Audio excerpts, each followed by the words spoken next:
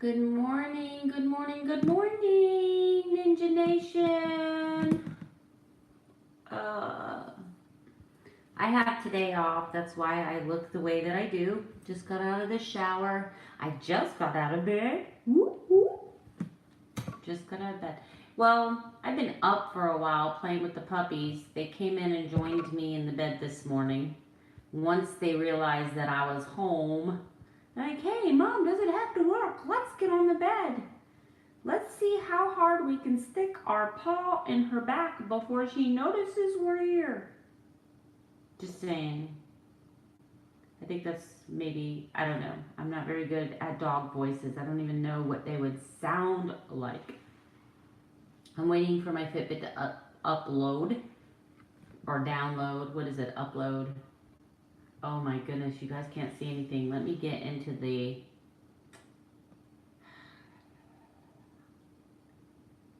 I hope everybody had a Merry Christmas.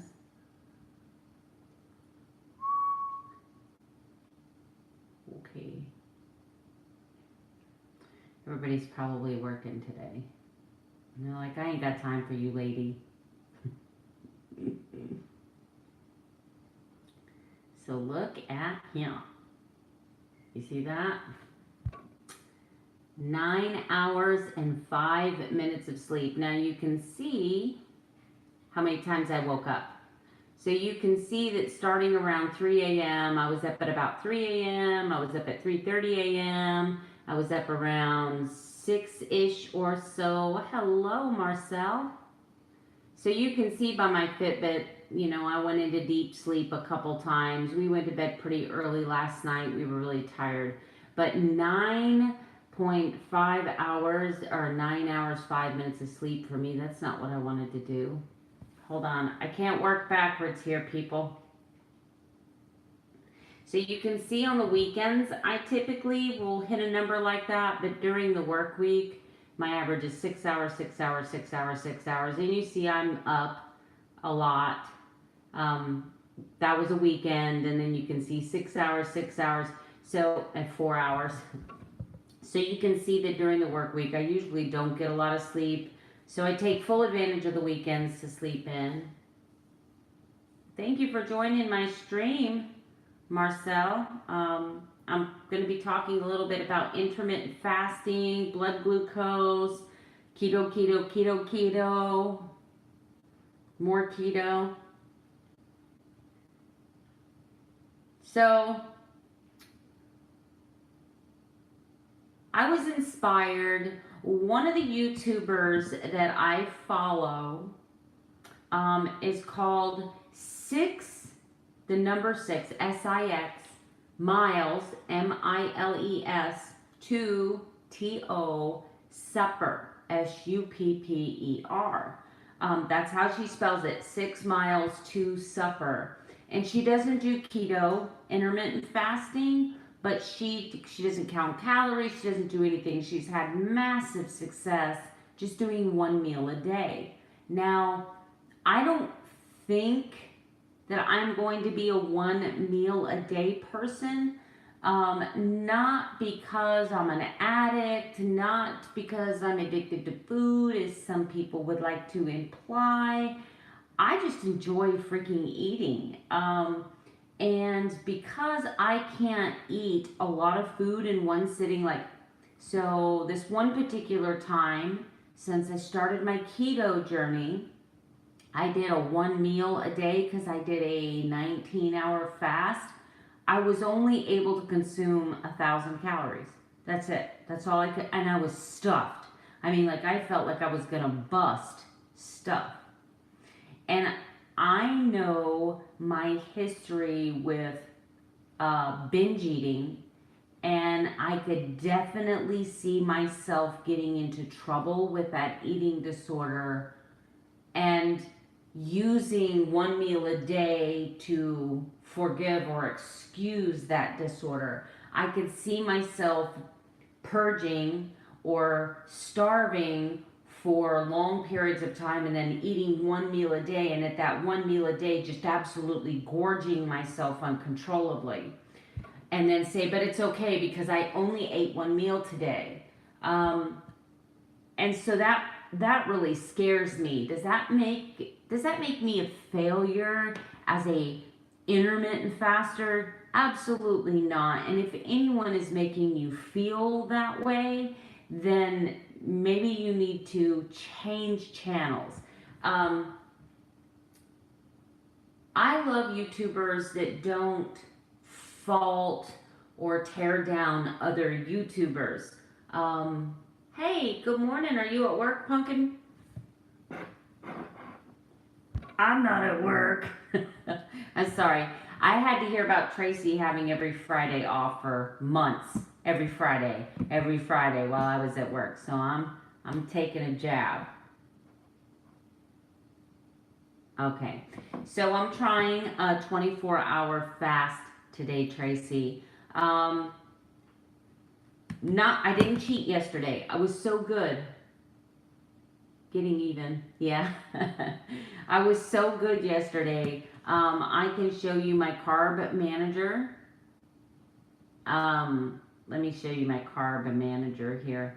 There's a lot of people probably sleeping, and Christmas is always a big day for those that celebrate. Okay. So yesterday, I was very careful. I did a 19-hour fast yesterday.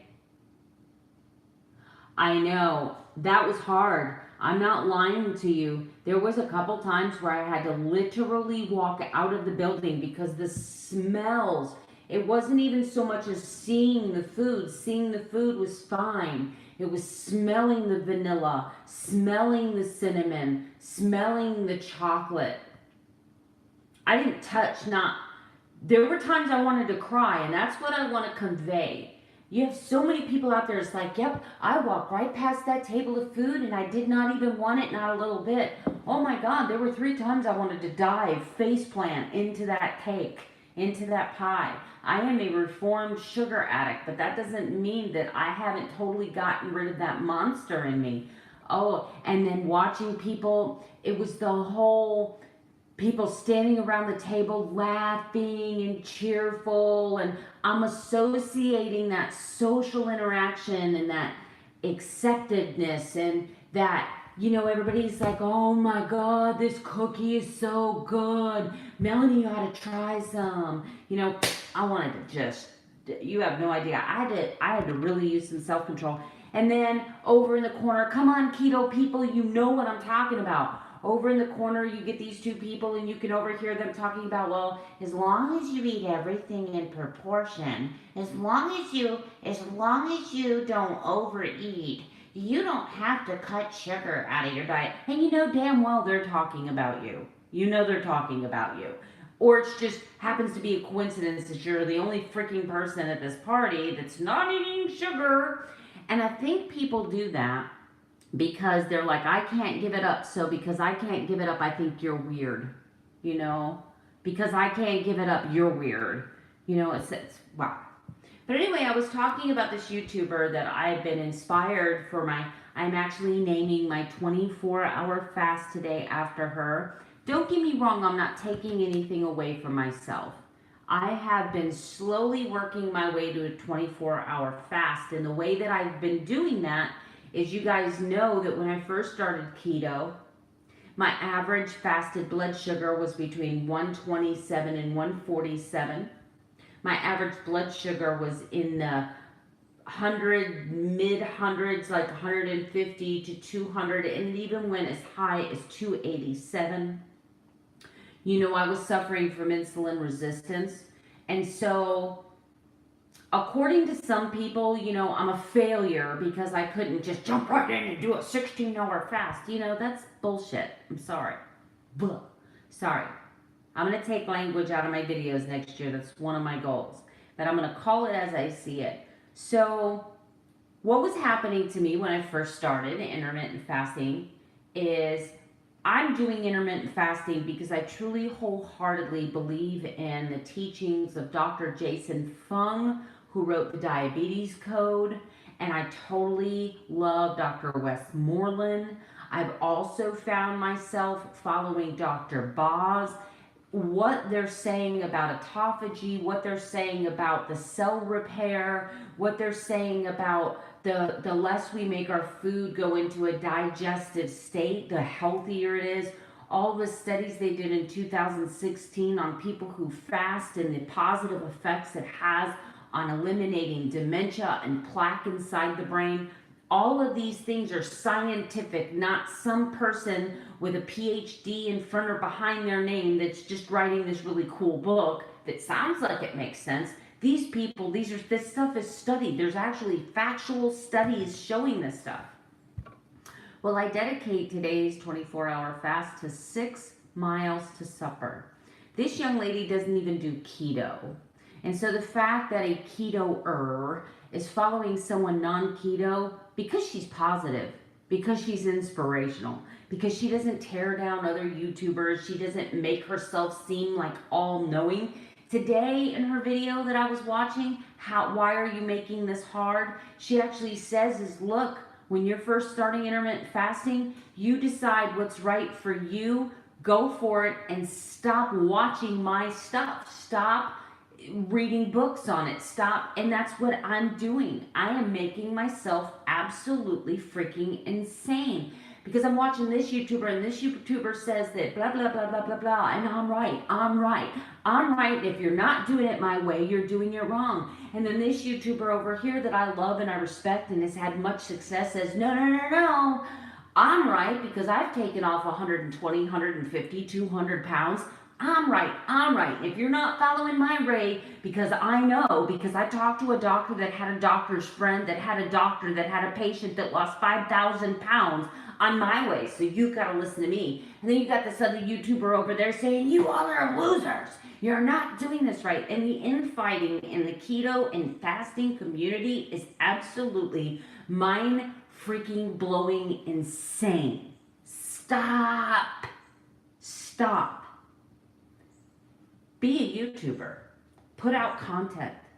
Tell people about your story. Don't worry about what this YouTuber over here is saying or what this YouTuber over here is saying. Unless it's someone you love and respect and you want to give them a shout out. And then you're like, hey, shout out to Dr. Jason Fung. Woo! Right? Or like I'm doing right now with 6 miles to supper. One day, that is my goal. That's my goal. The life that she's living is my ultimate goal. The only difference is she doesn't count calories, she doesn't count macros, she eats pretty much anything she wants.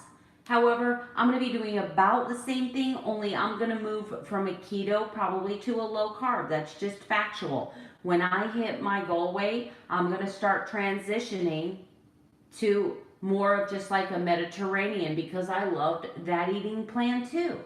You don't have to eat beans on Mediterranean. You don't have to eat rice. You can limit yourself.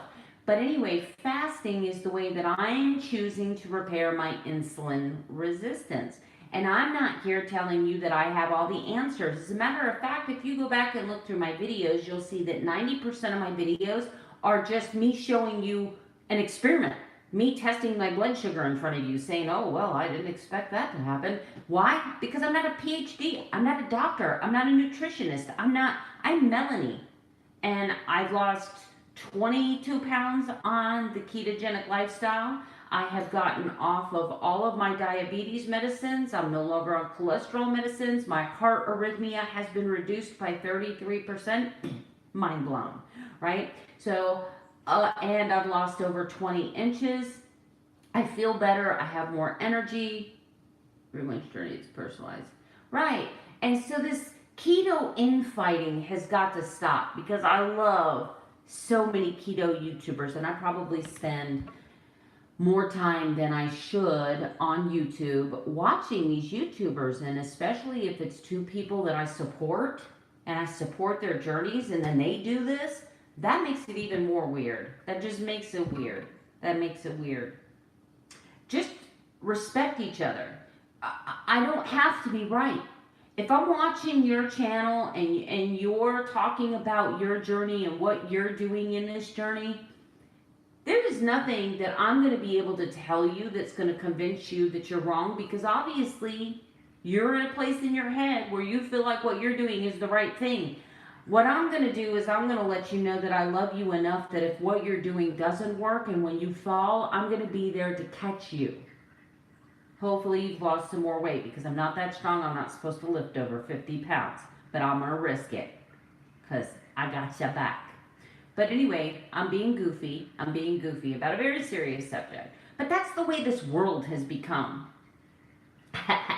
That's the way this world has become. Like somebody's over here saying A plus B equals C, and if C plus D equals E, and if E plus F is J, and somebody over here goes, not all the time, not all the time, not all the time, because sometimes A is a soft A. What if it's a soft vowel? Does it still mean that A plus B equals C? No, no, no. Oh, and they get all freaking, and I can't stand it. I can't. It's like, I just want to say, why did you watch this video?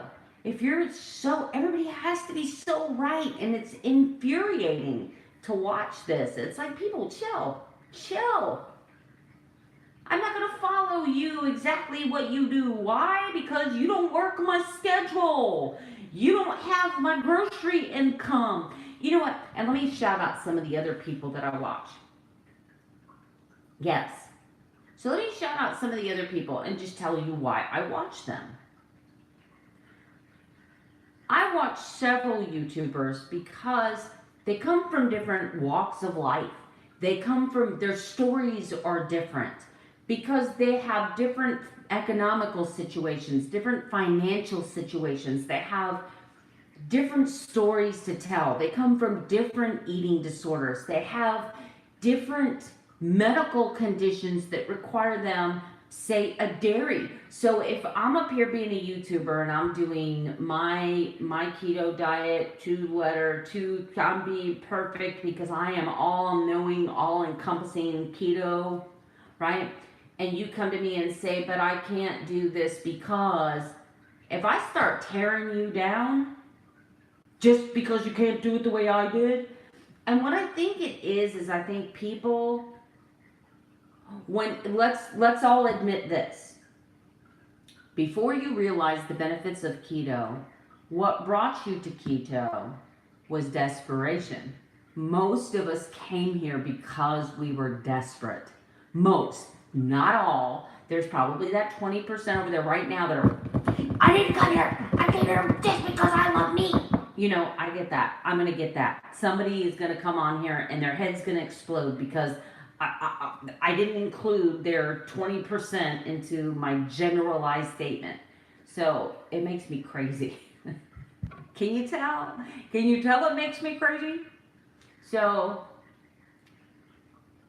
6 miles to supper, that's her name. And she spells out the letter 6, S-I-X, miles, M-I-L-E-S, to T-O, supper, S-U-P-P-E-R. She's very inspirational. I love that she embraces all concepts and she's not stuck in this box. I'm right. Everyone else is wrong. And if you're not doing it my way, you suck. You know, there's just no need. There's no need for that. You know what? None of us are promised tomorrow. None of us. I could walk out that door and I could get hit by a bus. What is it going to matter? I mean, you guys, you got to chill out. You've got to chill out. And one of the things is, and this is something that my friend Tracy, who's on here now, helps me with, is the fact that the bigger that I get on YouTube, the more opposition I'm going to come up against. I've already had confrontations with 2 separate individuals. These people didn't know me. They don't know me. They don't know where I come from. They don't know what my struggles were. They came on the channel because I put myself out there and they instantaneously judge. I've got this one person that dislikes every video I make. I mean, I've had them since I had like 180 subscribers. And what they do is they go on binge hating. So this person has such such deep-seated hate for me that they will literally take time out of their life. Like it's usually about once a month. Maybe that's how, I don't know if it's a male or female. Maybe they're on their myriad or their period, whatever. Men, I guess, now have periods. I'm not getting into that controversial. But anyway, so maybe it's just somebody that just really has this deep-seated hate for me. But like I'll do like 10 videos and I'll have no dislikes, and then all of a sudden I'll have somebody will have gone and disliked 20 of my videos. Thank you for the click.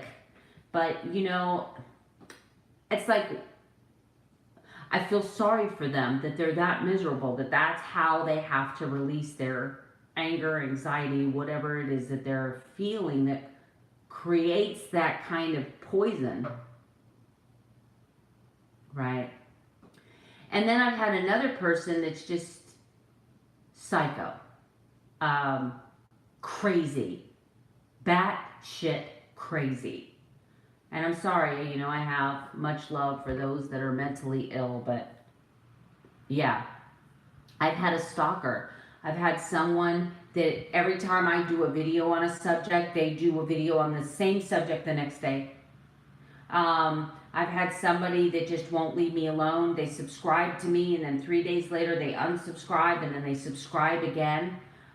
This person is really, I've had to completely block them from all social media. So yeah, it's not a good case. It's not a good situation, and it doesn't feel good. And it is human nature to want to defend ourselves, right? Because we want to believe that we're right. But I don't want this. I got up on a soapbox, didn't I? Let's talk a little bit about what I'm doing today. So I have this app on my phone. My last meal last night was at 5:30, 5:40-ish. I didn't document. So I have this app called My Fast, and it's a really basic app. I mean, seriously, right here, when I hit my goal, I hit stop fasting. But you can see last night, December 25th, 5:31, that's when I ate my last meal. I didn't eat anything or drink anything with calories after that. And then this here says that I've now been fasting for 15 hours, 12 minutes, and 8 seconds. So I am halfway past my fasting mark. I gotta be honest with you, my stomach is growling right this minute as we talk, but I know that that'll soon go away. Now, if I were strict fasting, which I'm not, but if I were strict fasting, I would not allow myself gum. I would not allow myself this black, yummy coffee. And let me show you something. You guys are going to die.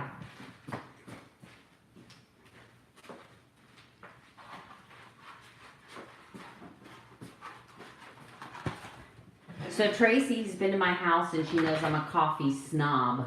I am a coffee snob. I have the Keurig. I have all the different flavors of K-Cups, and I'm a coffee snob. I actually found this. Thank you. I love you so much, Tracy. I found this. Yes, it's instant coffee. But this whole big box here, I probably spend $25 to $30 a week on coffee. No kidding. No kidding. This right here costs $6. No, you don't. 16 packets. 16 packets of this coffee. This coffee is like the best Colombian coffee I've ever had. Yeah. One of my big things this year, because my husband and I are going into downsizing, we're starting to think forward to retirement.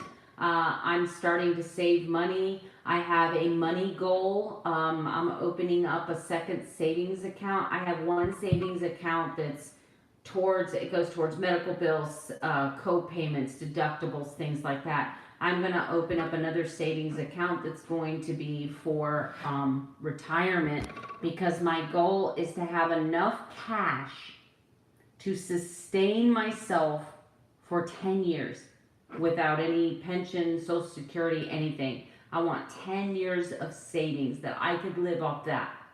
Now, I have to put the wheels in motion for a whole lot of other things. What does that mean? That means that when I retire, I can't have any debt, including my house payment. because realistically, if I had to save 10 years of living expenses now with having a house payment, having a car payment, having, oh Lord, I couldn't do it. I couldn't do it. I'd need like $150,000 in the bank. But if I get the mortgage paid off, if I get my debt paid off, I will be able to do it a lot easier than that. And remember, I have 6 to 10 years before I retire. So I've been stockpiling my 401k, things like that. But now I need to get serious on other stuff. You don't want a Keurig. It's expensive. It's gonna raise your electric bill because it's constantly heating the water. Now it's not very much. I'm talking $5 probably or less a month. The K cups are so freaking expensive. And to be honest with you, Keurig is now making their cups. If you're going to get a Keurig device, get a Hamilton Beach. I wish I would have never gotten rid of my Hamilton Beach to buy this Keurig. I had a Hamilton Beach that had the cups where you could use any brand of coffee you wanted to. You could go to Cattle Dog Roasters, you could go to Starbucks, whatever brand of coffee. But with Keurig, they put a little laser on top of their Keurig thing that unless it's a K cup, unless it's specifically the Keurig brand, you can't use it with your Keurig. Hamilton Beach has a unit that's half the price of a Keurig, and you can use any freaking coffee you want with it. Any coffee. If it's ground, you can use it. And I think Hamilton Beach even has ones where it'll ground the beans right there. It'll grind the beans right there in the thing and then do your coffee. So do your research before you buy the Keurig. I still have my Keurig because it cost me almost $200 when I bought it, and just I'm cheap and I don't want to throw it away. But if that Keurig broke tomorrow, I'd buy a Hamilton Beach to replace it. So, and I've owned both, so I think it's a pretty good testimony. Anyway, so there's a lot of strict keto intermittent fasters out there that are saying you're not doing a true fast because you're drinking coffee right now. That's what I got to say. That's what I got to say. Yeah. Actually, we have figured out how to disable the laser on that thing. But my feeling is I can buy a Hamilton Beach that does the same job that does, right? Plus gives me the benefit of using any brand of coffee I want. And I don't have to break a brand new Keurig. I actually call myself a keto police. I think I'm pretty strict. I'm pretty strict. You know me. I'm strict keto. Clean keto. Yes, I do use processed foods every once in a while, but it's a very small part of my diet. I cook, I do meal prep, I do all of that. I'm very vigilant with everything that I do. But what I'm saying is I know right now that there's some intermittent fast or ketoer watching this that says black coffee's not part of a 24-hour fast. You're not a true faster until you do it without coffee. And then there's somebody over here going, no, a true fast means you don't drink water, you don't expose yourself to moisture, you don't do this, you can't brush your teeth. That's not a true fast. And then you got someone over here that says, no, you can have up to 50 calories as long as it doesn't exceed 50 calories and spike your insulin, then you can have a fast.